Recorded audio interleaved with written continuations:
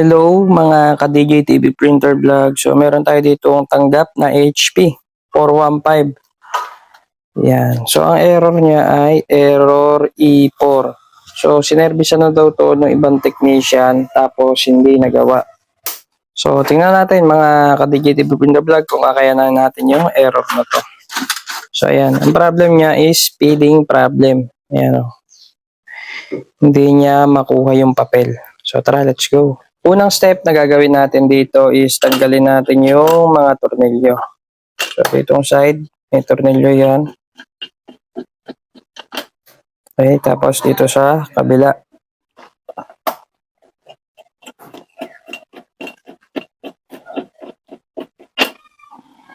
Pagkatapos niyan, may tornilyo pa yan dito sa harapan. Ito.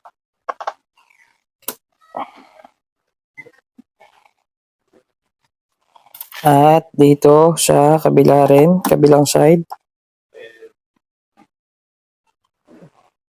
Ayan.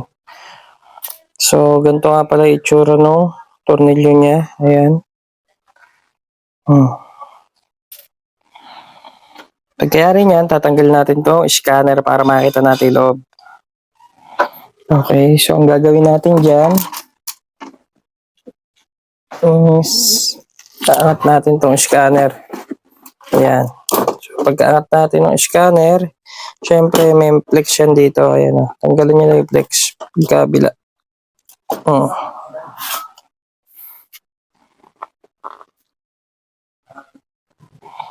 So, ang tinitingnan natin dalawang problem dito is itong feeder niya saka itong sensor. So, tingnan natin yung sensor niya muna.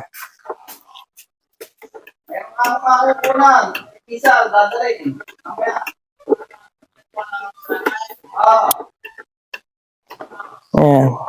Okay naman kasi yung ano niya, yung kanyang flex cable.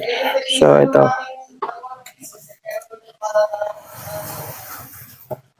Ayan. So, try lang muna natin itong palitan natin, no? Kung madadali na. Ito. Nakabit na natin yung pinalit natin ng sensor.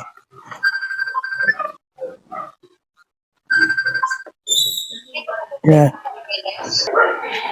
After nyan, syempre, kabitan natin to panel.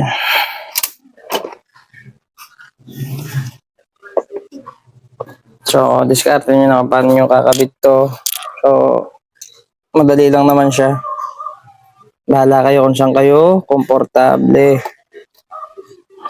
Kung uunahin nyo yung mahaba o ito. Mataba.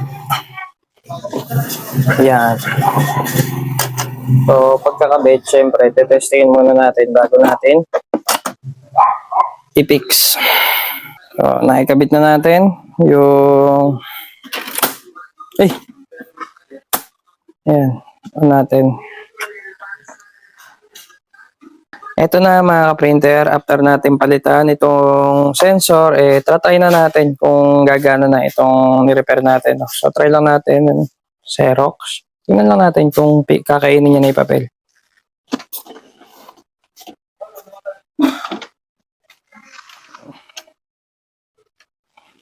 So, kapag lumusot yung papel na yan, mga ka-DJ TV Printer Vlog, ibig sabihin, buo na yung ating printer. So, sensor lang yung naging problema. Ayan, makita nyo, bumuo na, ay lumabas na. So, ibig sabihin, na-fix na natin yung problem. So, ang nagkakos ng problem ay itong sensor. So, wala talaga siyang print kasi wala naman tayong nilagay dito sa kanyang flatbed. So, kung nakatulong sa inyo yung video na to, huwag niyo po kalimutang subscribe. Yan. Then, balik nyo lang yung mga tornilyo. Yun lang. Happy printing!